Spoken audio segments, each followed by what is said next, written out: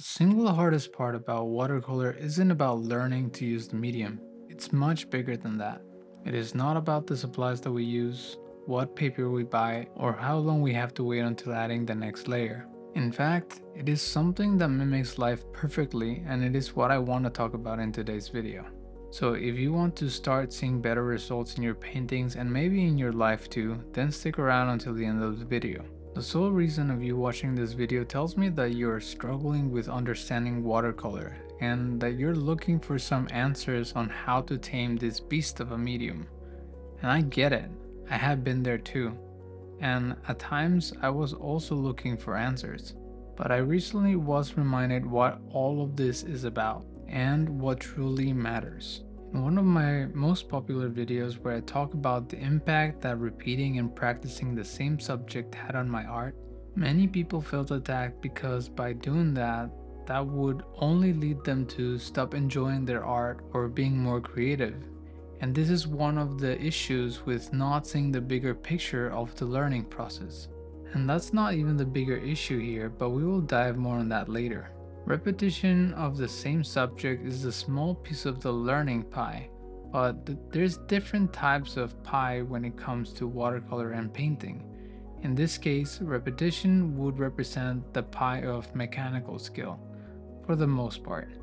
Then you also have the pie of understanding how light works and also the understanding of the medium. When it comes to creativity and enjoyment of our craft, that's a whole different pie. But to not make this a big and more difficult pastry analogy, even though each pie is made different, at the end of the day, no matter what kind of pie it is or how it's made, it's still food. Fixating and not being able to see how each pie relates to each other is where the bigger problem lies. One of the things we do that unconsciously makes us fixate and not see everything as a whole are the step-by-step tutorials or the formulas to quote-unquote paint anything. I know I'm guilty to wanting to have that or find some magical steps that will always lead me to success. But what I fail to see is that these steps, these formulas only make the problems worse. I'm gonna use myself as an example from the experience I had with learning from Andy Evenson. He shows a very good step by step method to paint almost any landscape. And the problem that I faced was that whenever I applied this method and it wouldn't work, because sometimes it just doesn't. It might apply for 70% or 80% of the cases, or maybe fewer than that. But as soon as it didn't happen, I stopped trusting that process. I believed that it was a faulty method and that I still needed to find the perfect formula. And the problem isn't the formula, it's me trying to think that at any point, in any moment, one formula will solve all my problems. It's kind of the same in life when you think that when you get that job, when you get that amount of money, or when you get that girlfriend or boyfriend or whatever it is, that everything is gonna work out. That life will just become simple and you'll never have to worry about it again. And it sounds awesome. I mean, it would be great, maybe.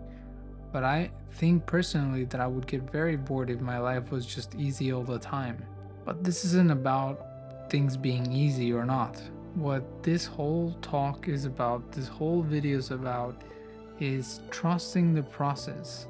In life and in painting, when you're learning how to paint, you're in a process of learning, you're in a process of the uncomfortable, the unknown. Of course, things are not gonna come out the way that you want them because you have some sort of coordination issue between what you think you want to make and how your arm can actually move. We're so quick to throw blame to everything outside of us instead of looking inward and being and accepting that we can't do the thing that we're trying to do at this moment, and that is okay. And sometimes even the process itself demands that we let things be, especially in watercolor. Whenever you have the urge to want to go and fix something or make something darker, just let it go, let it be, and just move on through the steps of whatever method that is that you follow. And I'm sorry I can't do or say anything to help you with it because it's all personal. And just like in life, we all go through different things, and my skill level or your skill level and your understanding of the medium and everything like that is different. So there's no way that I can accurately tell you exactly what to do, but just let you or bring it forward in your mind to once again trust the process. Thank you very much for watching, and I'll see you tomorrow.